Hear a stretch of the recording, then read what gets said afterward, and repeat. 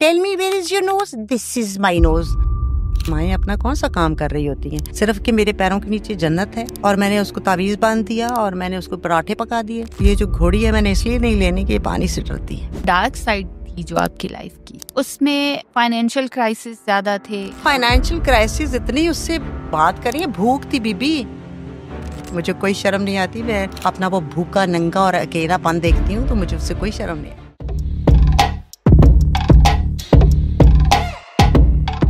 अस्सलाम वालेकुम साइमा, कैसी हैं आप? ठीक ठाक। साइमा, आपकी जर्नी, आप first Pakistani veteran badminton player, आपने पहला साइबर कैफे बनाया, लेड बाय खातून, खवातीन के लिए चौकीदार तक खातून। ठीक, आप लॉयर भी हैं, क्रिमिनल साइकोलॉजी में आपने काम किया, इतने मुश्किल काम। सर पोइटिस्ट भी हैं और राइटर भी, इतनी डाइवर्स पर्सनालिटी। कहाँ से शुरू हुई ये कहानी? जिस रोज मैं पैदा हुई। और जिस रोज पैदा हुई, और पता कब चला कि साइमा जो है वो बाकियों से मुख्तलिफ है, बहुत कुछ कर सकती है? इसका सवाल तो शायद मेरी वालदा देंगी कि कैसे चला। मुझे 7 साल की उम्र में पता था कि मैं कौन हूँ। आप कौन? शनाख्त थी, अपनी आइडेंटिटी थी। मैं उस सफर पे चल पड़ी थी। जानती थी कि मेरे अंदर बाकियों से कुछ मुख्तलिफ नहीं, ये जानती थी कि ये जो रास्ता है ना, इस पे और कोई नहीं है, अकेली हूँ मैं। और रास्ता क्या था वो बातों में बताऊंगा। अच्छा ठीक है। अच्छा साइमा, आपकी जर्नी स्टार्ट करते हैं, आपकी पहली वेटरन बैडमिंटन खातून, और फिर जो अपना क्लब भी रन कर रही है, जो अपनी जैसी और बहुत सारी औरतें बनाना चाहती। औरतों के अंदर बहुत बुरी खसूसियत होती है या खामी होती है कि वो चाहती हैं कि जैसी मैं हूँ वैसा कोई और ना हो। पर जितना मैंने साइमा को जाना, वो चाहती हैं कि मेरे जैसी मुझसे बेहतर और बहुत सारी हो, खाली मैं ही क्यों। तो ये वाली सोच और ये पहली खातून वेटरन, ये इसकी स्टोरी सुनाई। ये तो बहुत बड़ी लंबी कहानी है। औरत मेरी हमजाद है, मेरी सहेली है, मेरी हमजिन्स है, ठीक है, मुझ में बसती है। तो वो ये भी बड़ा एक पहले से मुझे पता था। फिर दूसरा एक और औरत के वो राइट्स और वुमेन राइट्स, एक और वो भी एक मैंने देख लिया था कि ये भी एक औरत का ही एक पहलू है। तो जो मैं बड़ी होती चली गई, बढ़ती चली गई, तो वो एक नॉर्मल सा वो जो रवैया होता है घरों में, मुआशरती रवैया कि लड़की है और बस कुछ नहीं करेगी और पैदा ही क्यों हुई है और वगैरह वगैरह। ये पैदा ही क्यों हुई है जो है लफ्ज़ है ना, वो लोग अदा नहीं करते, लेकिन आंखों आंखों में आपको कह जाते हैं। कई समझ जाती हैं बड़ी जल्दी, कई नहीं समझती। कई तो लफ्जों में भी कह देते हैं। बिल्कुल तुम्हें तो पैदा ही नहीं होना था, तो बेटा पैदा करना चाहते थे, हो ये पैदा। हाँ, हम औरतें भी यही सोचती हैं कि बेटा पैदा क्यों नहीं हुआ, हम माएँ खुद सोचती हैं। तो ये सफ़र जो है ये बस मेरे शाऊर लाशऊर के गडमड में ही रहा। और फिर जब मुझे ये शाऊर आया कि मेरे में इतनी हिम्मत और ताकत है, तो ये जो मेरे साथ खड़ी है, क्या इसमें ये हिम्मत और ताकत नहीं है, या ये उसको देख ही नहीं पाई, या कहीं और मगन है।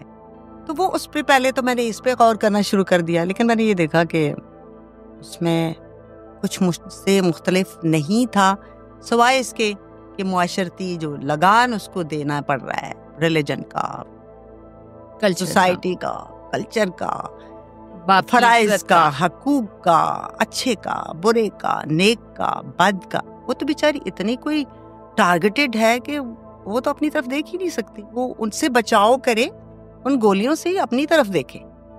तो वो बस फिर वहां से लगा कि खुद को भी बनाना है और अपने साथ दूसरों को भी बनाना है। खुद को बनाने का अमल दूसरों के बनाने के साथ साथ रहा है। मैं बिलीव करती हूँ कि आप इंडिविजुअली कुछ भी नहीं होते। लोग आपको कह रहे होते हैं कि oh you very outstanding, you very upright, लेकिन होता यह है कि वो एक कॉम्बिनेशन होता है, वो एनर्जी का एक कॉम्बिनेशन होता है जिसको आपने चूज किया हुआ होता है। राइट।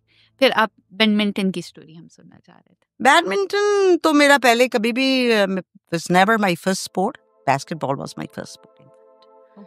तो बैडमिंटन पाकिस्तान में आई तो ज्यादा चॉइसेस ही नहीं थी कुछ और खेलने की। बास्केटबॉल की तो थी ही नहीं। लड़कियों की तो क्रिकेट की टीम अभी मेरे देखते देखते बल्कि मेरे बुढ़ापे में जाके बनी, तो चॉइसेस नहीं थी। बैडमिंटन फिर देखा, एक साहब यहाँ पे बैडमिंटन फेडरेशन से कुछ थे, उनसे मैंने कहा कि मैं खेलना चाहती हूँ, खेल सकती हूँ वगैरह वगैरह। तो उन्होंने तो कोई घास ना डाली मुझे, तो मैंने फिर खुद से ही जो है एक लंबा जो सफ़र था उसको छोटा किया और ख़ुद से खेलना शुरू कर दिया। और मैंने डिस्कवर किया कि हमेशा की तरह ये तो सब मैं कर सकती हूँ। और फिर वो मैंने करना शुरू किया और मेरा सफ़र वहाँ से शुरू हो गया, जिसमें बहुत सारी डिफीट भी हुई, बड़ी सक्सेस भी हुई। बहुत दफ़ा मुझे बेइज्जत होना पड़ा, बहुत ज़्यादा मुझे अंग्रेज़ी में लेट डाउन होना पड़ा और किया गया और उठा के बाहर भी किया गया। बस, और मैं आज आपके सामने हूँ। लेकिन आपने अपना एक नाम बना लिया। मेरा नाम था, लोग देख नहीं सके। आपने कहा मैं पाकिस्तान आई। अब जो हमारे सामईन हैं उन्हें लगेगा कि हमेशा की तरह हम यही सोचते हैं, मुझ जैसे बहुत सारे लोग, कि एक मजबूत औरत जो कि अपना दिमाग बोल सकती है, अपनी सोच बोल सकती है, अपने आप को एक्सप्रेस कर सकती है, उसके पीछे या तो एक बहुत मजबूत मर्द था या वो सोने का चम्मच लेके पैदा हुई थी तभी शोर मचाती है पैसे की ताकत पर, या फिर वो इस कल्चर में नहीं पली, बाहर थी इसलिए। आपकी एंड पे क्या चीज थी तीनों में से? कुछ भी नहीं था, कुछ भी नहीं थी, कुछ भी नहीं था, कुछ भी ऐसा कुछ भी नहीं था। और अगर लोगों को नजर आता भी था तो माफ कीजिए, मुझे इसमें से कुछ नजर नहीं आता। ये बाहर का जो है, वो बाहर मेरी पढ़ाई थी। अच्छा, पढ़ने की बाहर की? जी, वो है। और मेरे ऊपर बाहर का कोई ऐसा टैग आपका यहीं गुजरा पाकिस्तान में? मैं ये साथ एक गांव है जी, वहाँ चक अब्दुल खालिक सईदा जेलम के साथ एक गांव है, मैं वहाँ की हूँ। आपको क्यों यकीन नहीं आता? आप क्यों मुझे हर बंदे की तरह अमेरिकन समझ लेते हैं और एक टैग और एक उस मास्क के अंदर मुझे बंद करना चाहते हैं? मैं हूँ वही हूँ जो हूँ। नहीं, हम चाहते ये हैं जानना कि किस तरह जो आप जैसी मजबूत औरतें क्योंकि कम नजर आती हैं, सक्सेसफुल औरतें कम नजर आती हैं, हम फैक्टर जानना चाहते हैं कि हम क्यों नहीं देखते अपने मुल्क में ऐसी खवातीन, इसलिए हम जानना चाहते हैं, हम वो उस फैक्टर पे बात करना चाहते हैं। एक बड़ी तल्ख बात है कि आपकी इस किस्म की खवातीन इस कल्चर में हैं ज़रूर, सामने नहीं लाई जाती। उनके लिए अकूबत खां नहीं है, तमगा इम्तियाज उनके लिए नहीं है। बड़े सालों से मैं देख रही हूँ, हैं ज़रूर हैं। ऐसे मत के हो कि साइमा बतूल ये के बहुत सारी हैं। सफ़र शुरू होता है, कोई आगे आता है, कोई नहीं आता, कोई गिर जाता है, कोई गिरा दिया जाता है, कोई ख़त्म कर दिया जाता है, कोई चल रहा होता है, कोई ओझल हो जाता है। तो सारा ये तो चल रहा है यहाँ पे। जहाँ तक मेरी बात है, मैंने इस सारे सफ़र में एक तो अपना आप जो है ना, अपना दामन खुद कभी नहीं छोड़ा। दूसरा, मैंने अपनी ज़ात का जो यकीन है उसको कभी नहीं छोड़ा। चाहे मैं इंग्लैंड के यूनिवर्सिटी में हूँ, या मैं किसी एक्सपो या ट्रिप पे हूँ, या मैं यूएसए में हूँ, या मैं दुबई में हूँ, या मैं जापान में हूँ, चाइना में, मैं ही रही हूँ, अपने आपे में ही रही हूँ। ठीक है, मैंने इस्तिफादा ज़रूर हासिल किया, मैं मुस्तफ़ीद ज़रूर हुई हूँ, लेकिन कोई चीज़ ना, nothing was there to take me away, ऐसा कुछ नहीं था। तो आप ये कहना चाहती हैं कि अपनी पहचान ने, क्योंकि वो आपको रियलाइजेशन थी कि आप खुद कौन है, उसने आपको बनाया, और बाकी लड़कियां हार जाती हैं, आपने हार को चूज नहीं किया। पहचान नहीं, यकीन। जो मेरा यकीन है अपनी ज़ात के ऊपर, और वो जो मेरे अंदर मेरा अपना आप जो धीरे धीरे मैंने भी देखा, मेरे ऊपर भी मुनकशिफ हुआ, उसके ऊपर से मैंने नजर नहीं हटाई कि ये है कोई। अच्छा, आपने कहा लड़कियां कुछ गिरा दी जाती हैं, कुछ गिर जाती हैं, कुछ मार दी जाती हैं। आपके साथ ऐसी कोशिश नहीं की गई कि आपको गिरा दिया जाए? बहुत की गई, बचपन से की गई, हर जगह की गई। घर का माहौल कैसा था? ठीक था, ठीक से। मेरा माहौल? हाँ, आपके घर का माहौल जो जिसने स्ट्रॉन्ग बनाया?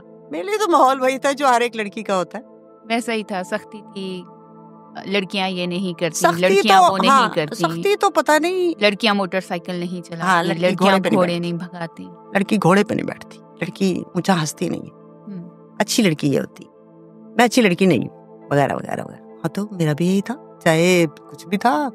बाकी बचपन में गिल्ट होता था कि मैं अच्छी लड़की नहीं हूँ, अम्मा कह रही है कि ऐसी होती है अच्छी लड़की। नहीं होता था। तो जनाब साइमा को बचपन से पता था कि I am a different one. सही। अच्छा जी, आपने कितनी एज में शादी की और शादी का सफर कैसा था, और आपने बहुत सख्त किस्म की नौकरियां भी की, पैसा बहुत मुश्किल से कमाया। Very proud of it, I am very proud of it. मुझे कोई शर्म नहीं आती। मैं अपना वो भूखा नंगा और अकेलापन देखती हूँ तो मुझे उससे कोई शर्म नहीं आती। I am thankful to all those dark days जिन्होंने मुझे रोशनी की तरफ धकेला। और वो डार्क डेज क्या थे? बहुत, इतने काले से आज आपके सूट से ज्यादा। आप कुछ बताएंगे? डार्क डे में जो सकाफती पहलू है वो तो बहुत सी लड़कियों को भी पता है। फाइनेंशियल वरासत के पहलू भी लड़कियों को पता है। मुझे बताएं, मैं आपको क्या बताऊं। दुनिया में लड़की को 10% काम करके अब भी वो वेज नहीं मिलती जो मर्द को मिल रही होती है।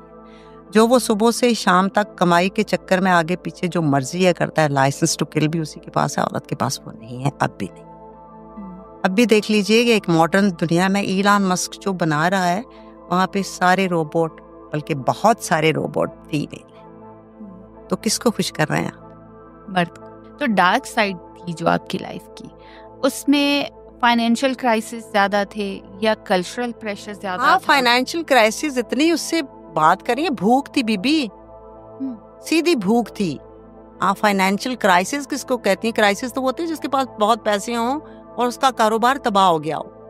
ये एक लड़की जो पढ़ रही है, एक बच्चे को पालने की जिम्मेदारी भी लेके बैठी हुई है, वो क्राइसिस वाइसिस नहीं होती। वो बेचारी भूखी होती है, उसको पैसे कमाने होते हैं और अपनी सारी एनर्जी जो है वो स्प्लिट करके डिफरेंट खानों में लगा के तो फिर चलना होता है। आप कहती हैं कि ये फाइनेंशियल क्राइसिस नहीं था, भूख थी। बचपन में आपने घुड़सवारी की, शादी हो गई आपकी, क्या बाहर भूख थी? मैं चाहती हूँ आप थोड़ी सी अपनी स्टोरी शेयर करें, अपनी जिंदगी की स्टोरी शेयर करें, हमें कुछ बैकग्राउंड पता चले कि क्या है साइमा, किस तरह, किन किन रास्तों से गुजरी, और फिर हम आएंगे आपके प्रेजेंट पे। रास्ते जो थे बने हुए उनको तो मैं देखती नहीं थी कि इस पे चलना है। वो मैं आपसे बात कर चुकी हूँ कि अच्छी लड़कियां इधर चलती, वो अच्छी लड़कियां इतनी ज्यादा थी मुझे भीड़ लगती थी। तो मुझे लगता था इस अच्छी लड़कियां, ये जो सारी अच्छी लड़कियां हैं, ये तो कुछ भी नहीं करती। ये दोपहर में पैरों नंगे धूप में नहीं जाती, ये अच्छी लड़कियां बारिश में नहा नहीं रही, ये अच्छी लड़कियां झूले नहीं झूल रही, ये अच्छी लड़कियां फुटबॉल नहीं खेलती। तो मैंने कहा let me a bad girl. मैंने अपना रास्ता उन अच्छी लड़कियों से अलग कर लिया। मैं धूप में भागती थी, बारिश में नहाती थी, फुटबॉल भी खेलती थी, बंटे खेलती थी, लड़कों में जाके घुसती थी। मुझे परवाह नहीं होती थी कि ये लड़का है, हालांकि मेरे अपने भाई भी मौजूद थे। मैंने कभी ये रजिस्टर ही नहीं किया कि ये नहीं तो वो नहीं, ये तो वो वगैरह। मैंने अपने मन की मानी और वो रास्ता जो है, थैंक्स टू माई सेल्फ, कि वो जो जहाँ पे कोई भी पैर नहीं थे और अगर कोई थे तो वक्त ने शायद मिटा दिए थे, तो वहां पे जाके मैंने अपने पैर रख दिए।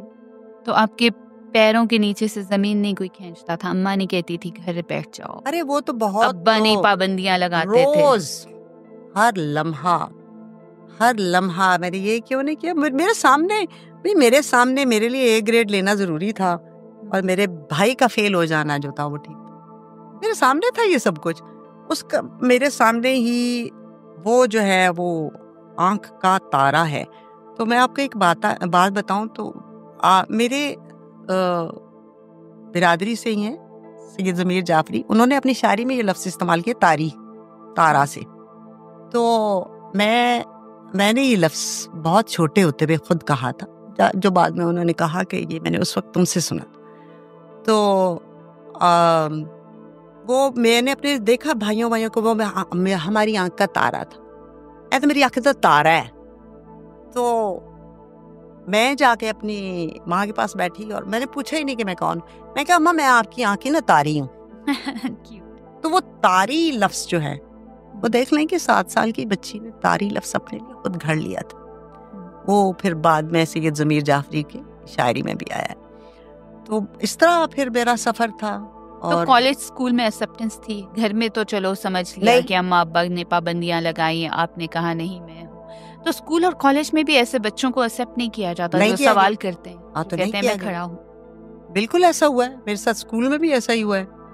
और वो लेकिन ये जो वाकयात मेरे साथ हुए उसमें कहीं भी मेरे लिए ना वो डिप्रेशन नहीं था। वो मजीद जैसे वो कशीद होती जा रही हूँ मैं। मुझे पता लग रहा था कि मैं ही हूँ बस। आप ये मेंशन कर सकती हैं, आप एक लिखारी भी हैं, कि आजकल का बच्चा जल्दी डिप्रेशन में क्यों चला जाता है जब उससे कोई ऊंची आवाज में स्कूल में बात करता है, जब उसे रिजेक्शन मिलती है। आपको रिजेक्शन मिल रही है, हर जगह से रिजेक्शन मिल रही है, फिर भी आप भागी जा रही हैं, अपने रास्ते बना रही हैं। आजकल का बच्चा क्यों नहीं कर सकता और आपने क्यों कर लिया? आजकल के बच्चे बेचारे को हासिल ही क्या है? एक लंबी शोफर ड्रिवन कार, एक महंगी टैब, हर किस्म का खाना, वो जब जिस वक्त जहां चाहे वो हर चीज तो मिली हुई, हर चीज का वस्ल हासिल है। हिजर तो पता ही नहीं उसको क्या चीज क्या है, जिंदगी का पहलू तो उसे पता ही नहीं है, जिंदगी के पहलू से वो शनासाई आशनाई ही नहीं, तो क्या देखेगा वो? फितरत की तरफ तो मुड़ के देखने के का उसको वक्त ही नहीं मुयस्सर है। यसर सहूलत, उसकी जिंदगी में सहूलतें हैं, उसको क्या मालूम।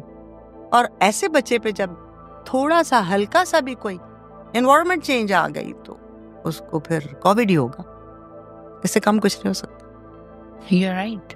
लेकिन वो बच्चे जिनको सहूलतें मुयस्सर नहीं है, हमारा तो ज्यादा मुल्क ऐसे बच्चों से भरा, वो भी कहते हैं बस जो है सो है।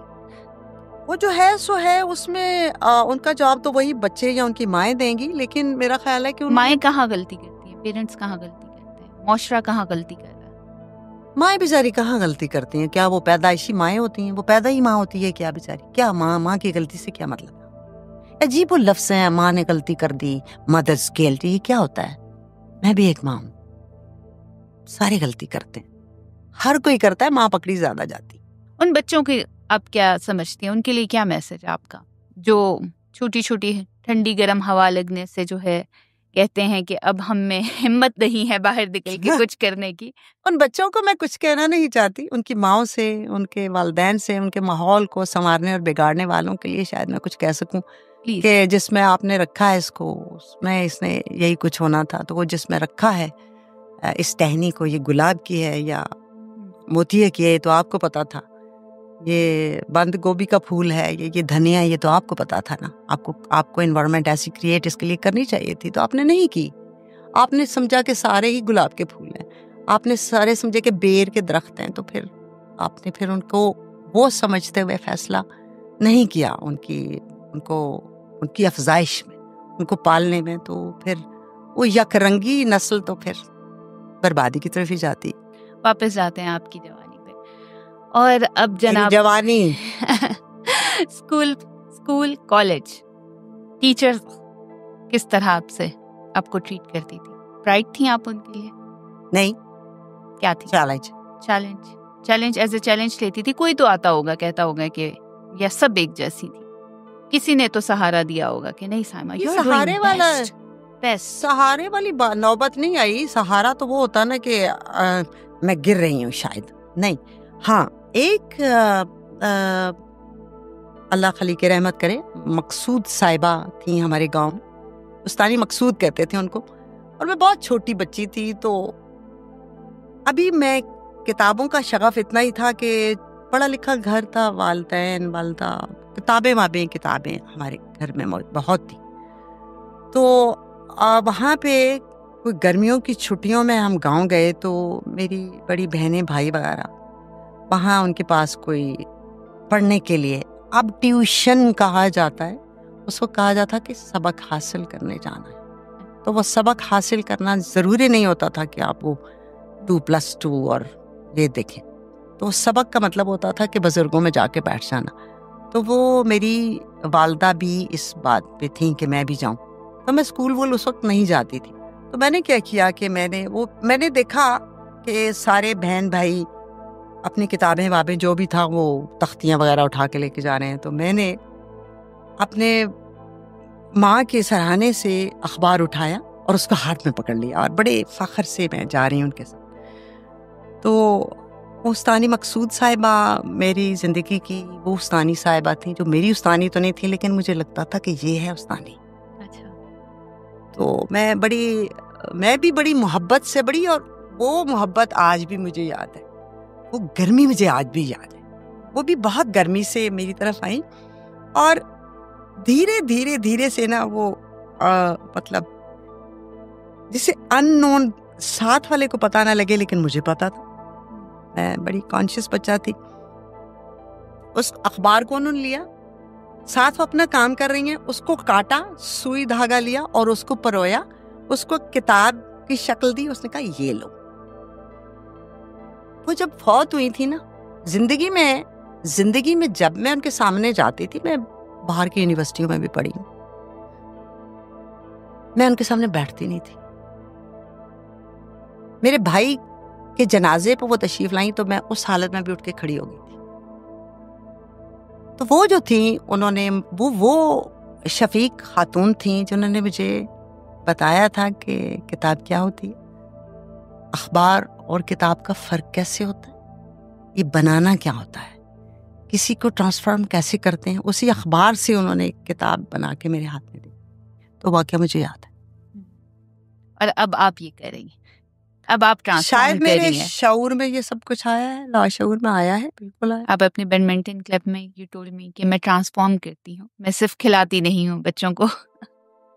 आई lead them towards life, transform भी नहीं करती, डिस्कवरी के प्रोसेस में डालती कि ये है, ये देखो तुम सिर्फ ये नहीं हो।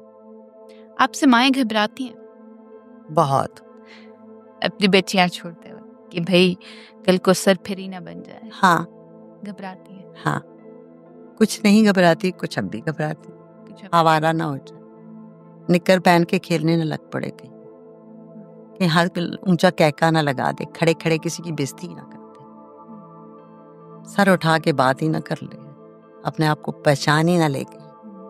क्योंकि ऐसी लड़कियों को फिर टैग कर दिया जाता है कि उनकी तो शादियां बड़ी मुश्किल से होती हैं, घर नहीं बसा सकती, एक मर्द के साथ कैसे जिंदगी जब वो आपके घर में थी तो आपने उन्हें बसने दिया था। वो माँ का घर भी तो आपके, वो बेचारी बसने के लिए ही रह रही होती है कि ये औरत ने बसने के लिए कहीं और जाने क्यों होता है, ये कब्रिस्तान में जाके बसना होता है उसने। ये घर जिसमें होती है, वो जिसमें वो पैदा होती है, उसमें उसने नहीं बसना होता। क्या ये घर के बसना और घर का उजड़ना ये आगे शिफ्ट क्यों हो जाता है? मुझे इसका जवाब आप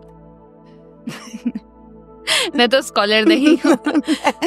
नहीं, कहते हैं ना कि औरत को किसी मर्द का घर बसाना होता है, अपना घर बसाना होता है। वो बेचारा लुंडा लाठा, आप उसकी तो बेइज्जती कर रही हैं आप मर्द की। क्या वो बेचारा, क्या आप इसे कह रही हैं बेइज्जती? नहीं, इसकी बेइज्जती नहीं है, ये उसकी शान है। माशरे में ये उसकी शान है, आप इसे बेइज्जती कह रही हैं। मेरा मतलब है कि वो मर्द जो खुद खाना पका के खा रहा है और अपने लिए सारा कुछ कर रहा है, तो वो उसका घर क्या, उसमें ये कौन सा मर्द है जो खुद खाना पका के खाता है? सारी दुनिया में शायद पाकिस्तानी मर्द के अभी तक नवाले जो हैं वो उसकी माँ मुंह में डालती। अच्छा, ये बताएं, आप जैसी लड़की जो अपने आप को जानती पहचानती है, उसने अपना लाइफ पार्टनर कैसे चूज किया? जितनी सोच थी उसके मुताबिक, जितनी समझ थी उसके मुताबिक। Arrange marriage, love marriage? Arrange plus love वगैरह वगैरह, देखभाल के जिसे कहते हैं, पता नहीं अब कौन किसको इसको कैसे, लेकिन देखभाल के जो कहते हैं, जो अपनी एनर्जी के मुताबिक देखभाल। आपको देखना पड़ा इन लॉस में एक ऐसी लड़की जो कह रही है मैं तो जानती हूँ खुद को और मैं खुद को नहीं बदलूंगी। जिसने अभी तक अपने आप को नहीं बदला था वो उसने बदला अपने आप को। कितना बदलना पड़ता है लड़कियों को? नहीं, ये चुप रह जाओ की बात बिल्कुल और है, ये तो एक ऑर्डर है, इंटिमिडेशन है। बदलना माहौल के साथ चीजें बदलती जरूर हैं, एक नेचुरल चेंज भी आ रहा होता है, वो एक आ रहा होता है, कुछ एक सख्ती से चेंज भी लाया जाता है। एक चेंज लाने की सिर्फ कोशिश ही होती है, तो मुख्तलिफ चीजें होती हैं, लेकिन चेंज होता जरूर है, उसकी अपनी अशकाल होती हैं मुख्तलिफ। जो आपने मेरे ऊपर सवाल किया है कि मैंने बदलना है, तो वो ऐसा कोई कॉन्सेप्ट मेरे पास था ही नहीं कि मैंने बदलना है, जाके ये करना है, मैंने पराठे पकाने हैं और मैंने सुबह 7 बजे नाश्ता बनाना है, ये मेरे पास कभी भी नहीं था और मैंने ऐसा कभी नहीं किया। एक लड़की को कितना बदलना चाहिए खुद को शादी के बाद? ये लड़के को क्यों नहीं बदलना चाहिए? फिर ये बहुत भला ना हो कि दोनों एक दूसरे को समझ के मुनासिब हद तक एक दूसरे को जगह देते हुए जिंदगी को चलाएं। चलती है तो ठीक है, नहीं चलती तो रोक दें। आसान है रोकना? चलना भी इतना मुश्किल नहीं होता और कभी कभी रोकना बड़ा आसान हो जाता है। आप लॉयर भी हैं, कितने हकूक देता है पाकिस्तानी लॉ औरत को? देता है, ये आप अपने टची बातें शुरू कर दें। तरामीम का पता है, प्रेसिडेंशियल ऑर्डर्स का पता है आपके, तो देना क्या है? किसी कानून विरासत का पता है आपको? क्या देना है आप? जिसकी 11% सीटें, 33% सीटें 10 साल पहले आई हूँ, उसने क्या देना है? 70 साल के मुल्क में क्या देना है किसी ने किसी को? ओ मुझे बताएं, वो भी इलेक्टेड, सॉरी सिलेक्टेड परसेंटेज। जिस तरह राशन कार्ड में से 2 किलो चावल मेरे भाई के 1 पाव मेरे। ये है कानून विरासत। आपके सवाल का जवाब है कानून विरासत एक अलग चीज है। आपके ख्याल में कानून तहफ़्फ़ुज़ नहीं देता औरत? कानून तहफ़्फ़ुज़ क्या देगा? पहले तो तहफ़्फ़ुज़ अपने के लिए औरत पहले खुद कुछ करे, फिर अपने इर्द गिर्द कुछ ऐसे रास्ते बनाए, फिर जाके सीधा कानून को हाथ डालने की ज़रूरत नहीं होती। जो लोग तहज़ीब के दायरों और अपने इल्म अमल के दायरों के अंदर रहते हैं वो कानून के पंजों व कंडों से दूर ही रहते हैं। आप एक वालदा भी हैं और एक लड़के की वालदा हैं। अभी आप बात कर रही थी औरत की। आपने एज ए मदर किस तरह अपने आप को पहले जाना कि मैंने ऐसी माँ बनना है और मैंने ऐसा बेटा बड़ा करना है? वो क्या सफर था और क्या बाकियों को मशवरा देंगे? पहले तो ये कि इर्द गिर्द जितनी माएँ देखी थी, मैंने कहा ऐसी माँ नहीं बनना है, फिर हाँ। ऐसी माँ नहीं बनना, ऐसी बच्ची नहीं बनना, ऐसी लड़की नहीं बनना, अब ऐसी माँ भी नहीं बस बनना। अब इस पे भी आप जूता उतार लीजिए मेरे ऊपर। मैं हाजिर नहीं, मैंने कहा था ऐसी माँ नहीं बनना, अपनी माँ जैसी माँ नहीं बनना, अपनी दादी जैसी, आप मेरे वालिद की इर्द गिर्द की जो माएँ हैं ऐसा नहीं बनना। तो वही बनना है जो मेरे यकीन ने मुझे बताना है। और यकीन क्या था? यकीन ये था कि ये जो आ रहा है ये है, ये कोई है और इसको जान लो, इससे बात करो, इससे पूछो, इसको तुम ला रही हो, इसकी खालिक तुम हो, ये तुम्हारी तख्लीक है। तो मैं उससे बात भी करती थी। आपको लगता है एक माँ अपनी औलाद को कितना ट्रांसफॉर्म करती है, कर सकती है, नहीं कर सकती? कितनी एफर्ट होती है माँ की अपनी औलाद को ट्रांसफॉर्म करने में? देखिए क्रेडिट जो है ना दुनिया की हर माँ लेने के चक्कर में रहती है कि मैंने ये किया, मैंने वो किया, मैंने वो किया, मैंने ये किया। और फिर बहुत सारे मुआशरे जो है ना वो कहते हैं हाँ जी ये तो, बल्कि मेडिकल साइंस, इससे बड़ा दर्द जो है ना वो कोई दर्द नहीं है वगैरह वगैरह। तो ये जो पब्लिश्ड बातें हैं वो तो बहुत ज़्यादा हैं, माँ के नीचे जन्नत है वगैरह वगैरह वगैरह। लेकिन मेरा एक सवाल है कि वो जो माँ है वो पैदाइशी माँ नहीं है, वो एक ख़ास सफ़र से या आम सफ़र से गुजरती चली आ रही है। और माफ़ कीजिए हम ये भूल जाते हैं तो माँ बनना चाहती भी थी कि नहीं? कई दफ़ा तो फिर बनना चाहती ही नहीं थी और पता चलता है कि वो माँ बन। पाकिस्तान में बहुत ज्यादा पता लगता है, ये जो पॉपुलेशन है ये बता रही है कि वो बनना नहीं चाहती थी, वो बनना नहीं चाहती। हाँ, तो वो फिर वो जो बच्चे बिक रहे होते हैं, वो जो नदी नालों में फेंके जा रहे होते हैं, तो फिर ये इसके नतायज घिनौने। आप कुछ बात कर रही थी जो आप डाइवर्ट हो गई, मैं चाहती हूँ वहीं से कंटिन्यू करें कि वो ट्रांसफॉर्म होती है, होना चाहती है, नहीं होना चाहती। तो आपने जो ये जान पहचान थी, इसको जान पहचान करके आप जब बच्चा बड़ा कर रही थी, आपके क्या रूल्स एंड रेगुलेशंस थे? मेरे कोई रूल्स एंड रेगुलेशन बिल्कुल नहीं थे, क्योंकि जो rules and regulation as a child मैंने देखे थे वो तो बेकार थे बिल्कुल, एंड मैंने रिजेक्ट किए थे। और उसके साथ साथ मैंने ये बना लिए थे कि मैंने कोई रूल्स एंड रेगुलेशन बच्चे के लिए बनाने ही नहीं, सिवाय इसके कि वो जो थोड़ा सा डिसिप्लिन होता है उसका, औकाते कार का जो होता है वो। और उसके बाद मैंने उसको हर अपने दिन पे छोड़ा था। मैंने वो फ्यूचर प्लानिंग नहीं की थी, मैंने उसको गस्टेड अफसर बनाना है, वो बाबडा में जाएगा, वो ये कर लेगा, वो बादशाह है, वो नॉट एट ऑल। बहुत मेरी लॉजिकल अप्रोच थी कि रियलिटी है क्या। मैं सोच के बैठी हुई हूँ वो मेरा बेटा जो है ना प्रिंस चार्ल्स को रिप्लेस करेगा, पैदा हो तो वो अपाज, पैदा हुआ तो वो अंधा। तो फिर तो ये मैंने इस तरह नहीं किया। मैंने वो थोड़ा सी मेडिकल हेल्प ली थी जो लड़कियां लेती हैं, उस वक्त तो बड़ी कम थी उस वक्त। तो उसके बाद मुझे पता था कि ये जो टुकड़ा एक मेरे हाथ में आ गया है ना, तो ये चांद है, तो ना ये सितारा है, तो ना ये कोई नबी है, तो ना ये कोई वली है, ये है जिसे मैं चाहूंगी, जो चाहूंगी बना लूं। ये था। माँ बना सकती है अपने बच्चे को एक हद तक, और बनाना भी उसी तक चाहिए। और वो हद क्या है? मैं चाहती हूँ कि आप बताएं, बताएं। वो हद ये है कि उसको आप एक तो उसकी वो बेजा पाबंदियां, ये नहीं क्या गिर जाओगे वगैरह, खाना। एक तो लिमिटेशंस जो है ना उससे निकालें उसको। लिमिटेशंस से उस वक्त निकालें जब वो निकलने के काबिल है, अपना माहौल और अपना वक्त देख के। लिमिटेशंस आप ये नहीं कि आप आधी रात को फ्रीजिंग कोल्ड में रखाएं और वो लिमिटेशंस जो आप अपनी तरबियत करेंगे, ये नहीं है। ग्राउंड रियलिटीज के मुताबिक जो है ना वो चलें। और जहाँ पे आप समझ रहे हैं कि रिपीट हो रही है चीज़ के ये बादशाह का बेटा बादशाह ही बनने वाला है, तो फिर तो गई प्रोग्रेस, बाहर में चली गई।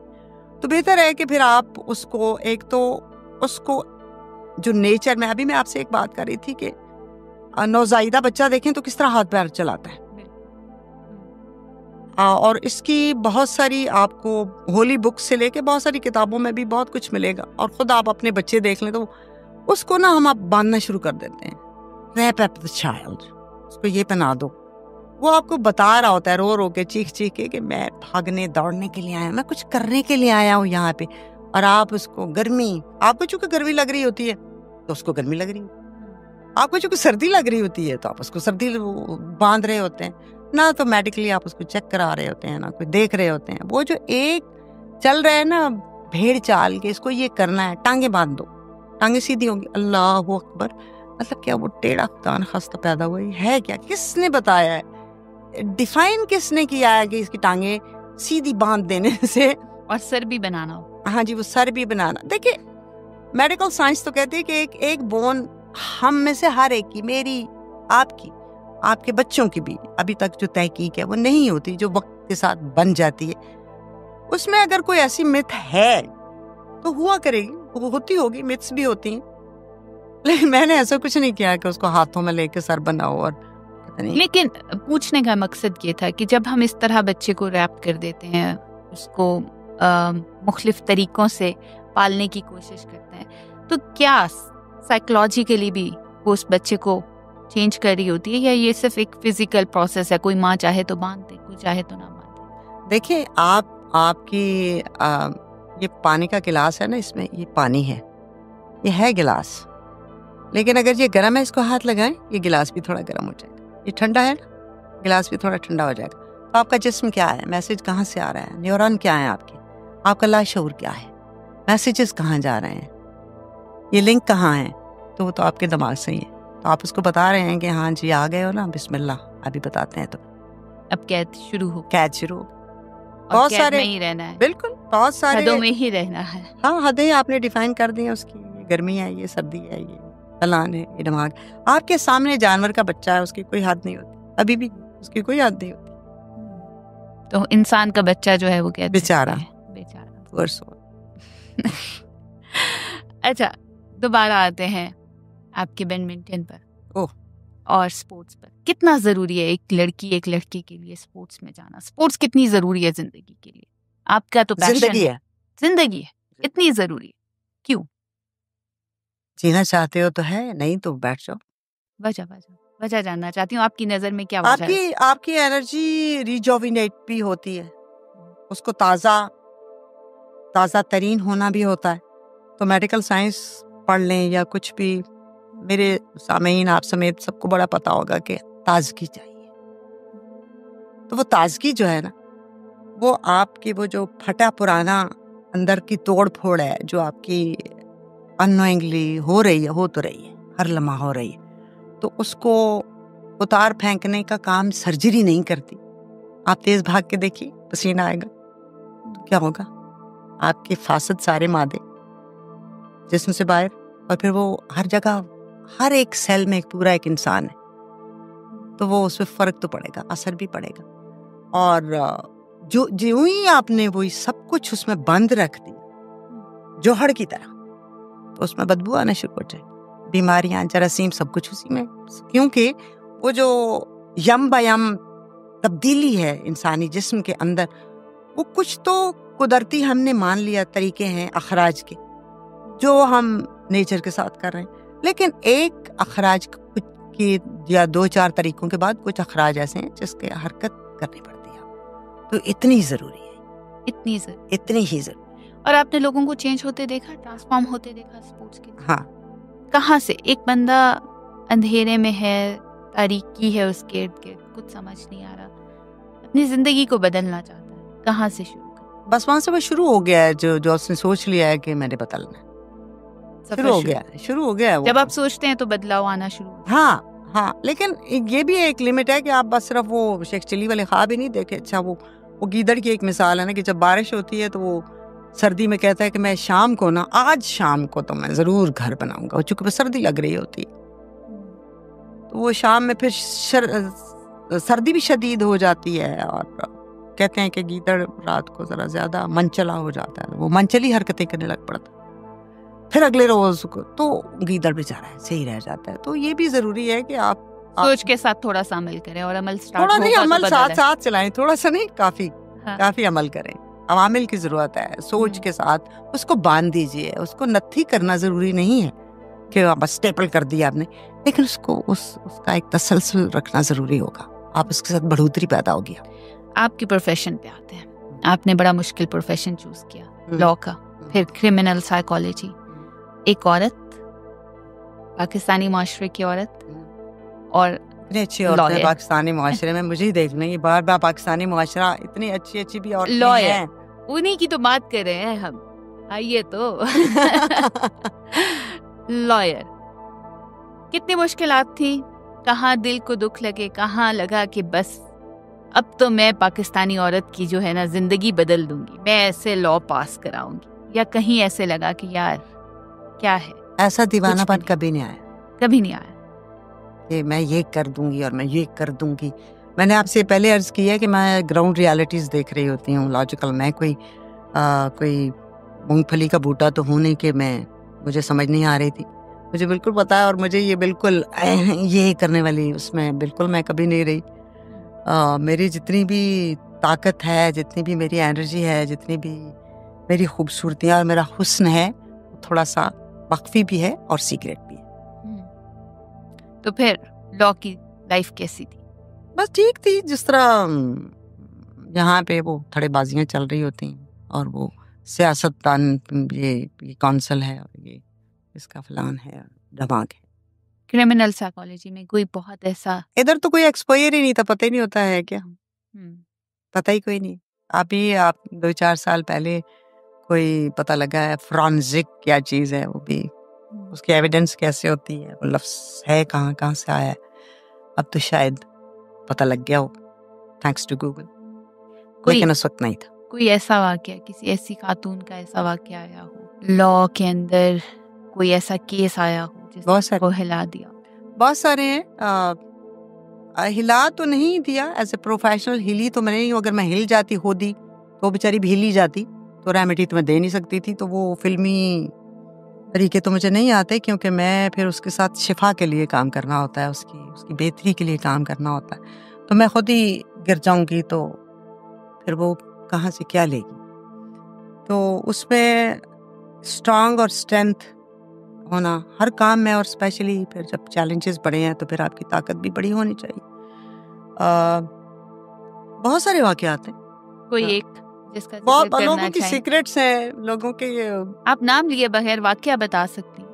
वाकयात इतने हैं कि बहुत सारे हैं, इतने हैं कि हर लम्हे इस बात का हर केस में एहसास रहा कि एक तो इसके साथ ज्यादती हुई, एक इस बेवकूफ को समझ नहीं आई कि मेरे साथ ज्यादती हुई। इस बात का काफी एहसास रहा है मुझे, जिससे मुझे ये रहा कि अवेयरनेस नहीं है इसमें, इसको दी नहीं गई, इसको कुछ नहीं दिया गया। सोएता औरतों को खामोश क्यों कराया जाता? क्योंकि वो हक बोलती हैं, हक कहती हैं। उनकी आवाज क्यों है? ये तो कोई मर्द भी है, औरत भी कहती है खामोश हो जाओ, तुम्हारी बेइज्जती माँ कहती है मॉलेस्ट हो गई, वो खामोश हो जाओ। हाँ। किसी ने हरास किया है, खामोश हो जाओ। हाँ। सेक्सुअली अब्यूज हो गई, खामोश हो जाओ। तो फिर आप मुझे बताइए कि जब मैंने आपसे अर्ज की थी कि माएँ अपना कौन सा काम कर रही होती हैं, सिर्फ कि मेरे पैरों के नीचे जन्नत है और मैंने उसको तावीज़ बांध दिया और मैंने उसको पराठे पका दिए, ये आपका काम था। आपने तो वो रियलिटीज उसके सामने खोली ही नहीं कि भाई I been abused, you have to be very careful about this. भाई ये मेरे साथ ये ज्यादती हुई है, बच के रहना। वो बताती है कभी नहीं, वो भी उसको मिसगुड बनाने के चक्कर में रहती है, हालांकि वो खुद मिसगुड नहीं होती। तो ये बहुत बड़ा बुरा पहलू है, इसका पलीस पहलू है, ये नहीं होना चाहिए। नहीं, जब तक होगा तब तक लड़की मार खाएगी। हम छलांग मार के मर्द को कह देते हैं उसने ये कर दिया, ऐसे डस कर, मौलाना साहब ने ये कर दी, वो जी जज साहब ने ये कर दी। ये जिसके पैरों के नीचे जन्नत है उसको भी जरा थोड़ा पूछ लें क्या कर रही। अवेयरनेस उसने खड़ा कर, अवेयरनेस उसने देनी थी या नहीं देनी थी। दुनिया में कहावतें, मिसालें मौजूद हैं कि वो ये जो घोड़ी है मैंने इसलिए नहीं लेनी कि ये पानी से डरती है। तो वो जो आपके ऊपर कुछ अरसे तक एक साया रहा है, वो किसी का भी है, नॉर्मली माँ का होता है, नहीं होता तो फिर दादी का भी हो सकता, औरत का जरूर होता है, क्योंकि एक खास उम्र तक, एक हद तक बच्ची माँ, दादी, नानी के साथ ही रहती है, तो औरत का इम्पैक्ट उस पर होता है, मर्द दूर ही होता है उससे। लेकिन वो औरत कितनी सारी उसके सामने औरत है और कितनी दादी या नानी है वो भी देख ले। तो फिर आप बात कर रही थी कि आपको दुख होता था कि इसके साथ एक ज्यादती हुई। दुख बिल्कुल नहीं होता था मुझे, अफसोस और गुस्सा दोनों थे। अफसोस और गुस्सा आता था कि एक तो ज्यादती हुई, दूसरा इसे पता नहीं, इसे पता ही नहीं है कि हो क्या गया, कि मेरे साथ हो क्या गया। और आगे थोड़ा सा आपको छींक आती है तो आप कहते हैं अच्छा कोई इट्स कोल्ड, नज़ला ही ना हो, ये ना हो, होता है ना। एक होता है छींक आगे, ये कोई याद कर रहा है मुझे, अल्लाह की मर्जी है, शुक्र अल्हम्दुलिल्लाह, बस ठीक है। ये दो रवैये हैं। जुल्म कब कहाँ जाके आवाज उठानी चाहिए, कितना बर्दाश्त, खामोश रहना ही नहीं चाहिए। बर्दाश्त क्या मतलब, दोनों एक जैसे जालिम है, करने वाला भी सहने वाला भी, करना ही नहीं चाहिए। उसको बताइए कि ये sorry, I won't by this shit. कितनी दफा ऐसे वायलेंस के केस आए जिसमें डोमेस्टिक वायलेंस था, अपने बहन भाई, अपना शौहर, अपने घर के रिश्तेदार शामिल होते थे, और लड़की क्या फिर उन्हें माफ कर देती हैं। यूजुअली क्या प्रैक्टिस है हमारे यहाँ कि लड़कियां कहती हैं नहीं मेरा शौहर है, मेरे इससे बच्चे हैं, मैं बर्दाश्त करूंगी। कितनी इस तरह की प्रैक्टिस है, मेरा भाई है, मेरा बाप जाया है। ऐसा बिल्कुल बहुत कम है। हाँ, ऐसा बहुत कम है। ये जो बीच में रिश्ते हैं ना, जिनके साथ जिनका टोल आपने पे करना होता है जी, इसने मुझे पाला था, इसने मुझे पढ़ाया था, इसने मुझे सिपारा पढ़ाया था, इसने मेरा जहेज दिया था, इसने मेरे साथ, तो वो आप पे कर रहे होते हैं, दिल तो नहीं चाह रहा। लेकिन करती हैं लड़कियां पे, बिल्कुल करती हैं, क्योंकि वो उस बेचारी को ये तो वो, ये तुम्हारा ये है, ये तुम्हारा ये वो ये की इतनी लंबी लाइन होती है कि वो अपनी तरफ तो देख ही नहीं सकती। वो तो समझती है कि मैं मरहूने मन्नत हूँ इन सब की, जो कि सकाफत में और मुआशरे में यकीनन एक हद तक खूबसूरती है, लेकिन उसका मतलब हरगिज़ बिजनेस नहीं है। मसनूआत ना बना लें इनको, मसनूई नहीं है वो। मोहब्बत क्या है? कुर्बानी नहीं है। मोहब्बत कुर्बानी नहीं मांगती क्या? मोहब्बत अगर खुद खुदा है तो खुदा को कोई कुर्बानी नहीं चाहिए। और मोहब्बत खुदा कैसे है? अगर मैंने कहा है तो। लेकिन अगर है तो खुदा कैसे है? मेरा ख्याल ये नहीं है, लेकिन मुझे पता है कि मोहब्बत है, एग्जिस्ट करती है, दुनिया में भी करती है कि नहीं, मेरे में है। अच्छा, बात इधर से उधर हो गई।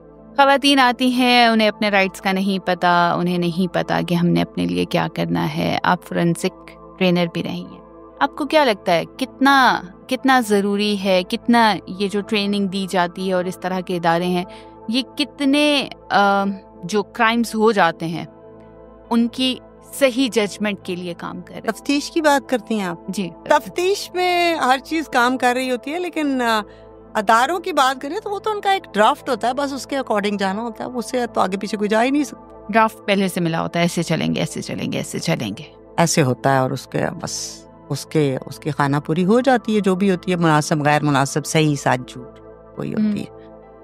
कोई हक़ाइक़ के पहलू जो हैं, वो तहकीक के जो पहलू हैं वो काफ़ी बालाए नज़र होते हैं। डेथ हो जाती है, एक लड़की को कत्ल कर दिया जाता है, उसकी फैमिली कहती है कि हम इसकी पोस्ट मार्टम नहीं करवाते। हार गए वहीं पे, शिकस्त शुरू हो गई, माशरती शिकस्त हो गई आपको। एक फैमिली को राइट है ये कि वो ये डिसीजन ले सकती है, लेना नहीं कत्ल चाहिए। तो माशरे का है ना, हाँ, एक कत्ल एक पूरे लेना ही नहीं का। चाहिए। लेकिन लॉ राइट देता है किस बात का? कि एक फैमिली ये डिसीजन लेके मैं मेरे जिस बंदे या बंदी का कत्ल हुआ है, मैं उसकी तफ्तीश नहीं कराना चाहती। स्टेट की रेट खत्म होती है यहाँ। आप बाशिंदे किसके हैं? मुल्क के। कहाँ रह रहे हैं आप? मुल्क में। मुल्क में क्या है? आईन। क्या है? कानून।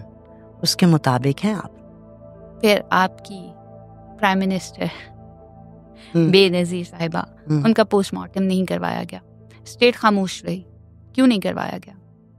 काश मैं स्टेट होती। काश आप स्टेट होती तो आप करवाती। जरूरी था होना उनका? हर एक का जरूरी है। तो बहुत सारी बातें शायद हमेशा खामोश रह जाती हैं। नहीं, हमेशा की कोई गारंटी नहीं है। बोल पड़ती हैं चीजें बोल पड़ती हैं, लेकिन आपके ख्याल में होना बहुत जरूरी है?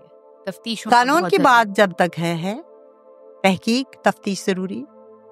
तहकीक इतना बड़ा आला है कि उसमें जाती तौर पे मेरे अपने हफ्ते दिन महीने लग जाते हैं और मैं कुछ कह नहीं सकती। मैं इतना फिक्र करती हूँ एक बात पे, इतना गौर करती हूँ। इंसानी जान का मामला है बाबा, हुर्मत का मामला है, इज्जत नफ्स का नहीं, हुर्मत का मामला है। ये कोई छोटी बात नहीं है। जो इंसान कोई भी आया आपकी नज़र में, ये चिट्टा होगा, काला होगा, मुस्लिम होगा, गैर मुस्लिम होगा, गरीब होगा, अमीर होगा, प्राइम मिनिस्टर होगा, जो इसका खालिक है वो तो एक ही है। उसके तो उसने पूरे वो हकूक रखे हैं। तो ये मुश्किल काम है, मुश्किल काम, बहुत मुश्किल। और एक और चीज, हमारे यहाँ लड़कियों पर क्या, लड़कों पर क्या जुल्म होता है। Sexual abuse is very normal. बहुत सारी एनजीओज काम कर रही हैं, बहुत सारे इदारे बना दिए गए, हेल्पलाइंस बना दी गई। आपके साथ रेप किया जाए, सेक्सुअली अब्यूज किया जाए, फौरन यहाँ कांटेक्ट करें, आपकी फौरन से जो है तहकीक होगी और हम आपको बचा सकेंगे, इंसाफ दे सकेंगे। ये सारे वाकयात कम नहीं हो रहा है, बढ़ते जा रहे हैं। आपको क्या लगता है, क्या रीजन है? ये तो फौरन एड लेने के शिश्कलें। अब क्या हो रहा है, ये मिली भगत भी हो रही है और फिर तहकीक भी नहीं की जा रही कौन किस पर्दे में क्या कर रहा है। और उसमें फिर पर्दा नशीनों के भी नाम आते हैं। ए दावरे महशर मेरा नामा या अमाल ना पूछ, इसमें कुछ पर्दा नशीनों के भी नाम आते हैं। तो फिर जब आप तहकीक करना शुरू करते हैं तो ऊपर पता लगता है कि अब आपने ये प्रिंस एंड्रू है, ये बादशाह का भाई है, इसलिए मुआशरा नहीं। आप बोल पड़े, मुआशरा उस वक्त नहीं बदल रहा जब आपके कवानीन डरा धमका के, पिस्तौल, बंदूक, गोली और गाली से जब आप समझते हैं कि आप फला पा जाएंगे, तो फिर मुआशरा, ये जो खौफ है ना, ये पनपने नहीं देता। मौत एक फैसला है, खौफ किसी चीज का फैसला ही नहीं करने देता। तो ये जो खौफ आपने फैलाया हुआ है, टेरर, और एक तरफ से फैलाया हुआ है और दूसरी जो रिसीविंग एंड पे बेवकूफ है, दोनों ने मिलके जिंदगी का फुकदान पैदा कर दिया है। या तो खड़े हो जाओ, या फिर कोई एक ऐसी चाल चल दो कि ना तुम रहो अब वो रहे। एक और चीज, आखिरी सवाल आपसे नहीं, और भी। जब हम जुल्म सहते हैं और जुल्म के खिलाफ आवाज नहीं उठाते, और हमें कभी कभी लगता है कि आज यहाँ पे खामोश हो जाने से बहुत सारे मामलात शायद हल हो जाएंगे, शायद रिश्ते बच जाएंगे, आपकी आगे की जिंदगी में वो किस तरह अफेक्ट करता है? क्या माफ कर देने से मसले डिसॉल्व हो जाते हैं, या आपको आपके मुस्तकबिल में जब बूढ़े हो जाते हैं तो तंग करते हैं? पहले तो आपकी अपनी गुफ्तगू में शायद का लफ्ज है। मैंने शुरू में कहा है मैं बड़ी यकीन वाली औरत हूँ। ये जो शायद जो है ना, शायद इस शहादत की तरफ ले जाता है, गवाही की तरफ। ये थोड़ा सा है का फर्क है वैसे भी। तो ये जो माफ कर देना है, माफी तलाफी वगैरह वगैरह, अगर तो आपने स्टीरियो बुक पब्लिश चीजें लेनी है तो माफ कर देना वाला ये है तो वो है, तो फिर तो एक और। लेकिन आपके अंदर की अगर आवाज है कि ओ नहीं, ये तो ये नहीं, चोर चोरी से तो जाए, हेरा फेरी से ना जाए, तो वो छोड़ेगा नहीं आपको कभी भी। वो आपने रास्ता दे दिया है तो वो जो वेपन आपने रखा है कि ओके आई सरेंडर, तो वो आपको ख्याल नहीं कि वही वेपन लेके आपको वो मार भी सकता है। ये देख लीजिए, मुआफ करना। और फिर आपने कहा कि आखिरी उम्र जा, क्या आपने कहा था? ओल्ड एज में, जब आप बूढ़े हो जाते हैं, अकेले ओल्ड एज नहीं, अगले लम्हे रिग्रेट आना शुरू कर देता है कि आप तो ये कर सकते थे, आपने क्यों नहीं किया। तो वो सारी एनर्जी जो है ना वो गिल्ट बनाने लगती है। वो गिल्ट, उर्दू का भी वो गिल्ट ही होता है जो अंग्रेजी का होता है। तो वो आपके जख्म बनने लग पड़ते हैं अंदर ही अंदर, आपके अंदर ही अंदर चीजें खाने लग पड़ती हैं आपको। वो फिर जाके तो फिर आपने ये फैसला, तो आप ये बोर्न इंडिपेंडेंट, आप अपने लिए कुछ हैं तो किसी और के लिए भी हैं। आप खुद अपने लिए ही कुछ नहीं। पानी आपको कोई पिलाए, तस्मे आपको कोई बांधे, रोटी आपको कोई खिलाए, टिकट आपको कोई दे, तो आप कोई हैं, खुद तो नहीं है। अपना आप तो फिर आपका कहीं नहीं। तो ये कोई की भीड़ में, मुआशरती भीड़ में आप हैं तो कोई है, वरना कोई के साथ जाके ना आप कहीं के नहीं। बहुत खूबसूरत बात की, आप हैं तो कोई है। हमारे यहाँ बच्चों को ये साथ अब्यूज होता है, सेक्सुअल अब्यूज, उनको खामोश करा दिया जाता है। सारी जिंदगी वो उस ट्रॉमा से नहीं निकल सकता। आपको लगता है कि उस बच्चे के लिए उसी वक्त अगर उसकी माँ बाप स्टैंड ले ले और बदला ले लिया जाए तो ट्रॉमा खत्म हो सकता है? आप कहती हैं माँ बाप स्टैंड ले ले, वो बच्चा स्टैंड क्यों ना ले? आपने उसको क्या सिखाया है? वैसे आपने कहा है this is your nose, tell me where is your nose, this is my nose. तो बाकी भी जिस्म उसी का है। आंखों की एहतियात आपने सिखा दी, आपने और कोई एहतियात ना सिखाई उसको। आपने उसका होना तो उसको बताया ही नहीं, शनाख्त ही नहीं दी आपने उसको। तो आपने जब अधूरा इल्म दिया है उसको, अधूरी शनाख्त दी है, तो उसी के साथ चलेगा ना। वो डिस्कवरी जब कोई और किसी जुल्म से उसको देगा तो वो क्या सीखेगा?